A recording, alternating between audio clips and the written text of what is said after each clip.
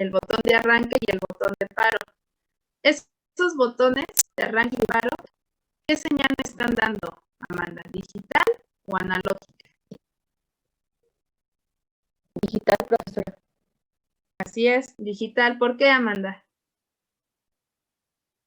Porque el digital solo contiene 2 estados, que en este caso sería el arranque y el paro.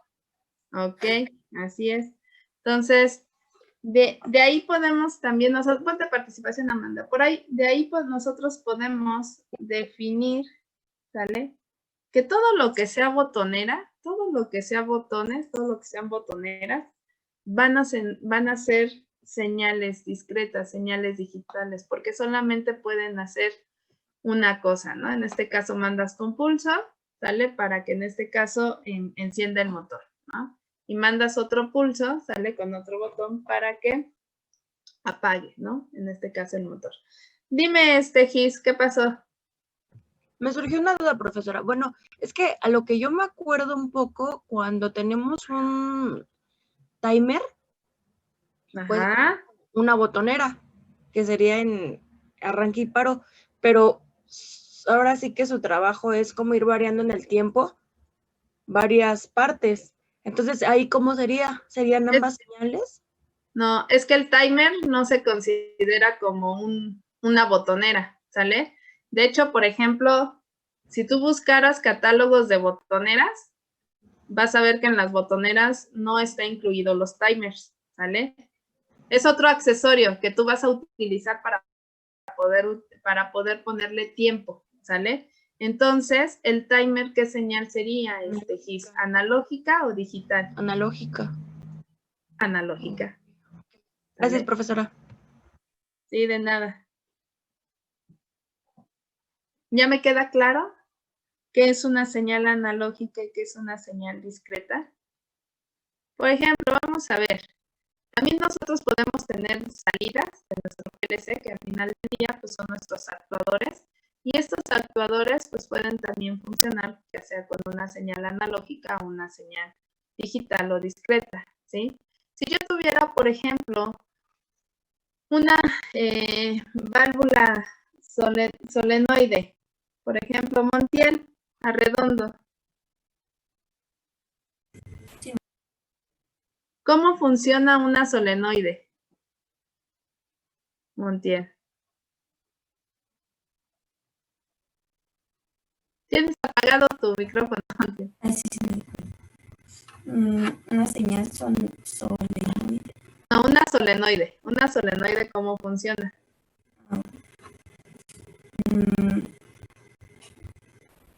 Esta solo, bueno, creo que solo marca lo que es como una... Físicamente, ¿qué es una solenoide, Montiel? Una válvula. No, yo hablo nada más de una solenoide. ¿Qué es una solenoide? Físicamente, ¿qué es? Una resistencia. No. Puede ser como, es que es como una, bueno, o sea, tiene como una subida. No sé cómo explicar. No. A ver, voy con Rosas. Rosas, Javier. ¿Qué es una solenoide? Pues es una bobina, ¿no? Que al pasar corriente por ella, pues activa, bueno, cierra los contactos, crea un campo magnético, cierra los contactos y pues hace que pase corriente por ella, ¿no? Ok. ¿Y cuando se desenergiza, qué pasa? Vuelve a su estado normal, que es normalmente abierto. Entonces, una solenoide, ¿qué tipo de señal tiene? ¿Analógica o digital, Javier? Pues sería digital, ¿no? Digital, ¿por qué? Porque solo, bueno, tiene 2 estados, ¿no? Abierto Así y es, cerrado. se energiza o se desenergiza la bobina, ¿no? Entonces, una solenoide, si nosotros tuviéramos una válvula que tuviera un actuador de tipo solenoide, yo ya sé que esa válvula de control tiene 2 estados, o va a abrir la válvula o va a cerrar la válvula, y eso es porque cómo funciona, pues precisamente la solenoide. Ponte participación, Rosas. ¿Vale? Entonces, Por ejemplo, todo lo que sean, a ver, ¿qué otra salida? Por ejemplo, aquí vienen las balizas. Las balizas son estas torres de luces, ¿vale? Que cada una luz, pues me va a dar alguna indicación, ¿no? Que tengan en este caso, sobre todo estas balizas se utilizan en las líneas de producción. Entonces, si la máquina, por ejemplo, está en parada, pues a lo mejor se pone la luz, ¿sale? En color rojo, o si a lo mejor está dándoles mantenimiento en color amarillo, o si están funcionando, pues a lo mejor en color azul o verde, ¿sale?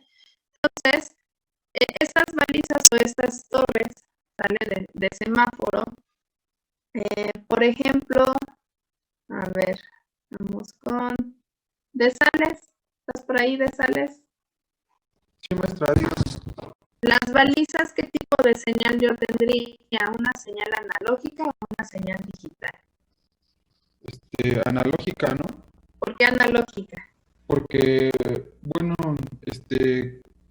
cada color es para un tipo diferente de alarma. A veces me parece que el naranja es necesita mantenimiento y el verde es que está funcionando correctamente, entonces va a variar el tipo de señal. No varía el tipo de señal. El operador es el que al final del día va a seleccionar si está en verde o si está en amarillo o si está en rojo, ¿no? Bueno, cuando por ejemplo está en automático el proceso, es cuando se puede decir que varía, ¿no? No.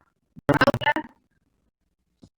Sería una señal digital, ¿no? Porque nada más nos va a informar si está, bueno, si hay mantenimiento o si no hay mantenimiento, o si está prendido o si está apagado.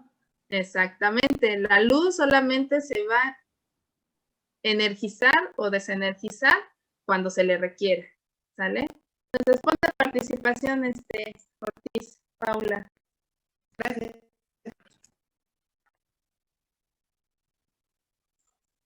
¿Sí?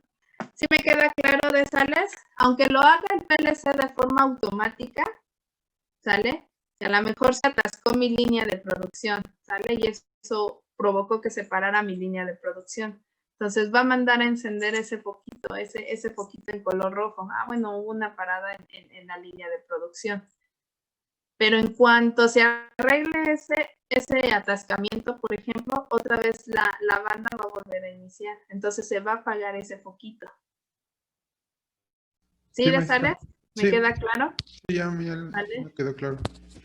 Entonces, esa es una señal digital, ¿sale?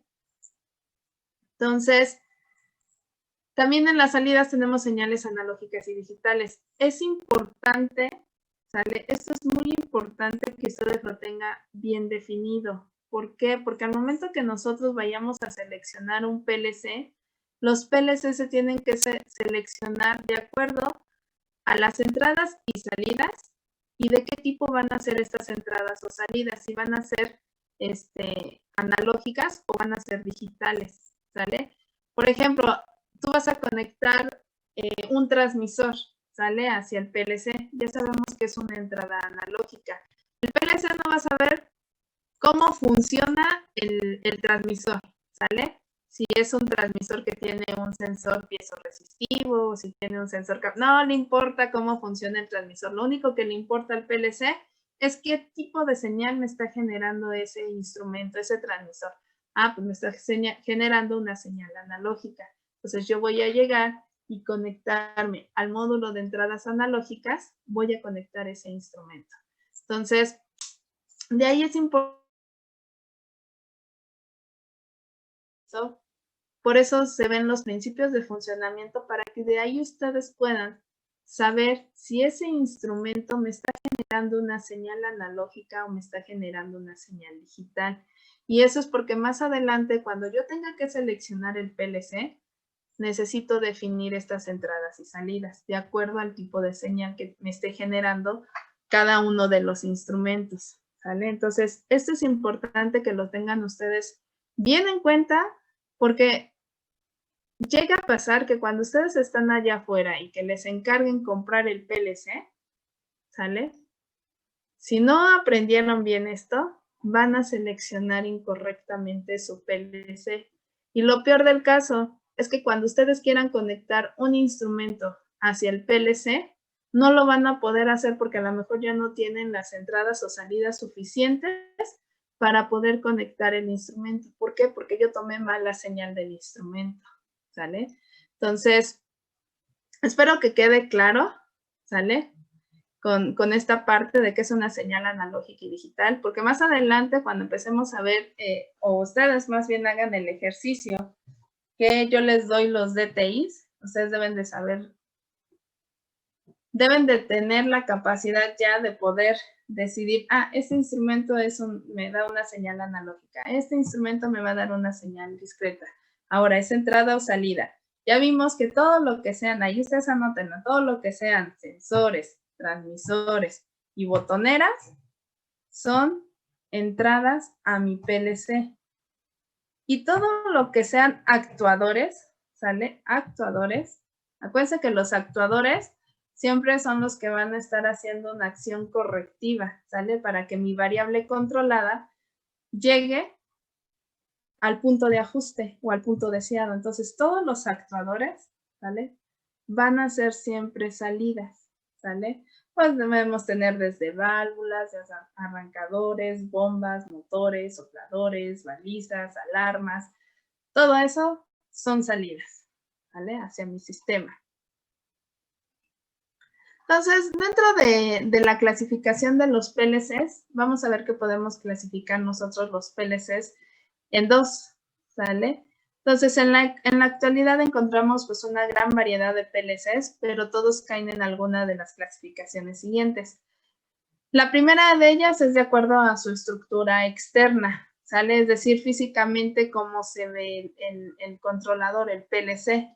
Y de esa estructura podemos tener los que son compactos. Los compactos son todos los elementos, más bien todos los elementos del PLC se encuentran en un solo bloque encerrado en un gabinete. ¿Qué quiere decir esto? Si ustedes observan todas estas imágenes que tenemos aquí, son para PLCs compactos. ¿Por qué? Porque aquí mismo en este PLC trae integrado el CPU y trae integrado, por ejemplo, aquí donde yo tengo el cursor, son los pines de entrada y los pines de salida, ¿sale? Entonces, sobre este mismo gabinete del PLC trae incluido pues todos esos elementos, el CPU y sus entradas y salidas.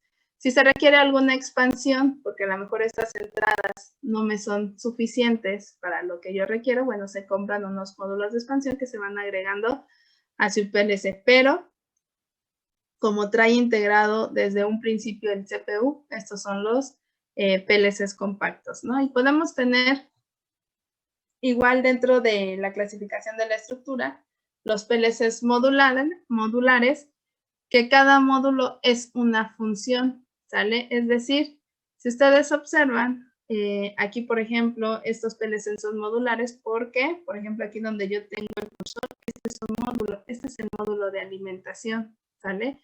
Pero tengo otro módulo, ¿sale? Ahora aquí donde tengo el cursor, que este es mi módulo del CPU. Y todos estos módulos que yo estoy viendo a continuación son mis módulos de entradas y salidas. Es decir, están de forma independiente. Y se va a conectar estos módulos, pues obviamente a través de este rack de conexiones que tenemos. Aquí, por ejemplo, donde yo tengo el cursor, yo puedo llegar con otro módulo u otro bloquecito y lo voy a conectar allí, ¿sale? Entonces, estos son los PLCs modulares. Entonces, vean la diferencia. Podemos tener PLCs compactos que ya van a traer integrado en el mismo gabinete el CPU y el número de entradas y salidas. Sin embargo, en los modulares, cada módulo, ¿sale? Va a representar algo, ¿sale? Ya sea la fuente de alimentación, el CPU o las entradas y salidas. Y tenemos los PLCs que traen integradas las HMIs, la interfaz humano-máquina, que la trae integrada. Entonces, es un dispositivo programable, una interfaz gráfica que combinado con el PLC, pues va a permitir optimizar la experiencia de programación y uso de la máquina, ¿sale? Reduce el cableado de los elementos del PLC y los muestra en una pantalla gráfica según se programe, ¿sale? Entonces, hay PLCs que ya traen integrados, ¿sale? La HMI. Tenemos el otro sistema por donde yo puedo tener solamente separado el PLC y el HMI, pero tenemos estos PLCs que ya traen esa integración, ¿no? Esa interfaz humano-máquina. Y la otra clasificación que vamos a tener en los PLCs pues va a ser de acuerdo a su número de entradas y salidas, ¿sale? Entonces, vamos a tener PLCs que son de gama baja, de gama media y de gama alta. Cada una de ellas pues va a estar definida por el número de entradas y salidas que tenga el PLC. Por ejemplo, el de gama baja me dice que si el número de entradas y salidas es menor de 256, ¿sí? Es decir, que estos PLCs estén limitados solamente a tener un máximo de 256 entradas y salidas, es una gama baja. La gama media debe de partir o debe de ser en sus números de entradas y salidas, debe de ser igual a 256, pero no mayor a 1024, ¿sale? Entonces, esa es una gama media. Y la gama alta es cuando el número de entradas y salidas pues, es mayor de 1024, ¿no? Entonces, de acuerdo al tipo al número de entradas y salidas que nosotros tengamos, pues va a ser el tipo de gama de PLC. Obviamente, pues uno de gama baja es mucho más económico que uno de gama alta, ¿sale? Pero ¿de qué va a depender de que yo seleccione uno de gama baja, uno de gama media, uno de gama alta? Pues del número total de entradas y salidas, es decir, del número total de instrumentos que se van a conectar hacia el controlador.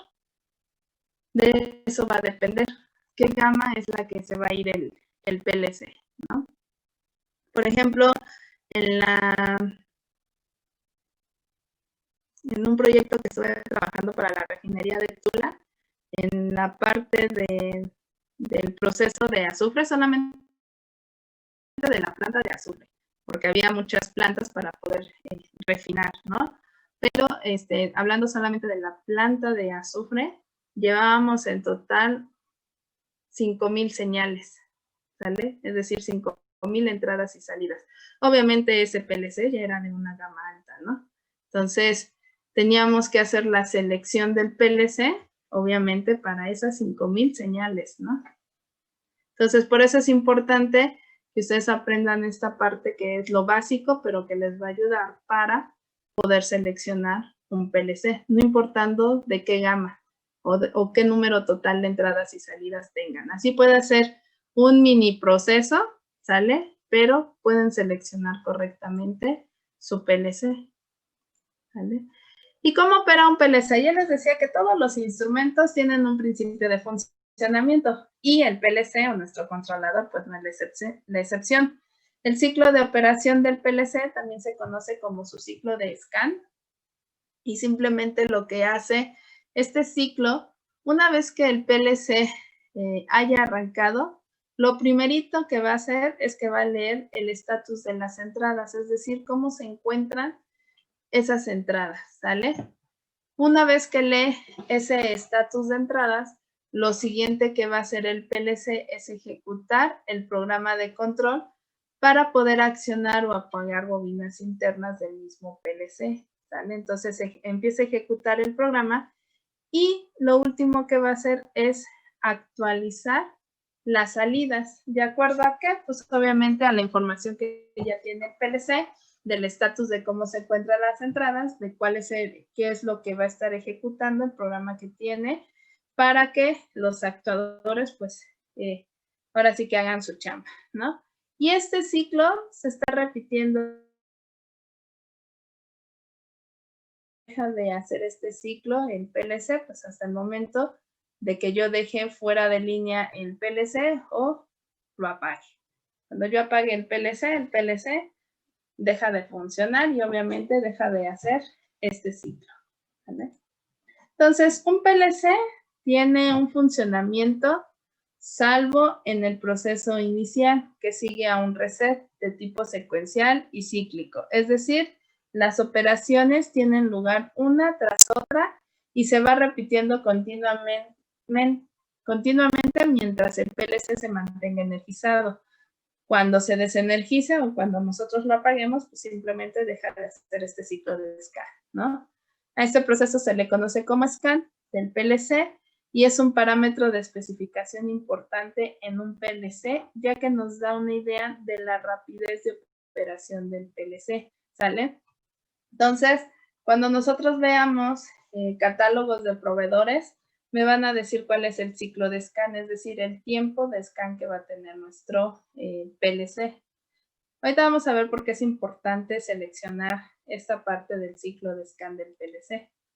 Entonces, número 1, como ya lo veíamos dentro del ciclo del PLC, va a leer el estatus de las entradas, es decir, las va a checar. Entonces, el PLC primero le echa un vistazo a cada una de las entradas para determinar si están activadas o están desactivadas, ¿sale? Es decir, si le están mandando una señal al PLC, ¿sale? En otras palabras, pues simplemente el PLC pregunta, ¿estará el sensor conectado en la primera entrada? ¿Sale? Y así lo va a hacer sucesivamente para todos los instrumentos que son entradas al PLC. Va a estar preguntando cómo se encuentra su estado, si realmente está teniendo una lectura o no está teniendo una lectura de ellos. Número 2, la ejecución del programa. Después el PLC ejecuta su programa una instrucción a la vez. Recuerden que nosotros vamos a programar nuestro PLC pues, de acuerdo a la filosofía de operación que tenga el proceso. Entonces, de acuerdo a esa filosofía de operación que se esté programando el PLC, pues simplemente el PLC va a empezar a ejecutar una instrucción a la vez, ¿sale? Entonces, posiblemente su programa diga, si la primera entrada está activada, entonces, ¿qué acciones debo de realizar para esa primera entrada? ¿Vale? ¿Qué acciones debe hacer, en este caso, mi elemento final de control, que va a ser mi primera salida que esté conectada, ¿no? Ya que desde la etapa anterior, este ya sabe qué entradas están accionadas o apagadas y este guarda los resultados de la ejecución para ser usados más tarde en la siguiente etapa. Entonces, la siguiente etapa pues simplemente es la actualización del estatus de las salidas. Entonces, finalmente, el PLC actualiza el estatus de las salidas, la actualiza de acuerdo a qué entradas estuvieron activadas durante el primer paso y los resultados de la ejecución de su programa durante el segundo paso. ¿Vale?